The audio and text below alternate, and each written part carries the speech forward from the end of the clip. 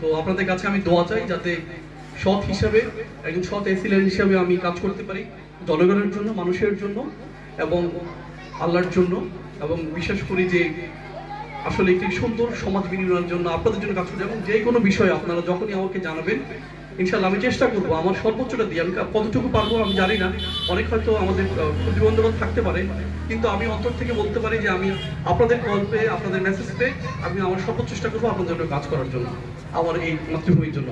আপনাদের সবাইকে অসংখ্য ধন্যবাদ। আসসালামু আলাইকুম।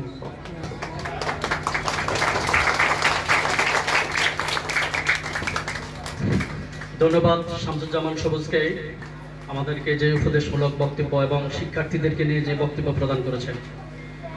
হেসেখাল পদুয়ার পার্ক রেমিডেন্স যোদ্ধা ইউনিটি এমন একটি প্ল্যাটফর্ম তৈরি করেছে, হেসেখাল পদুয়ার পার্কে সর্বশ্রেণী পেশার মানুষকে মনে হয় যেন একত্রিত করতে পেরেছে।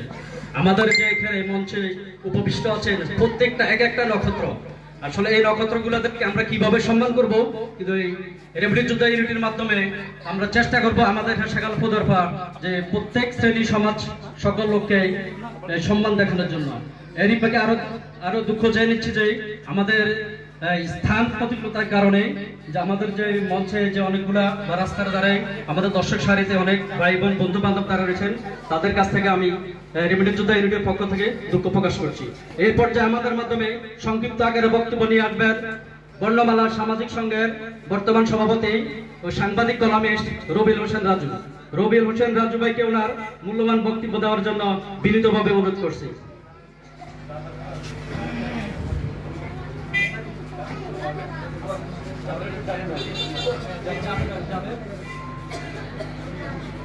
বিসমিল্লাহির রহমানির রহিম। শুভ সন্ধ্যা।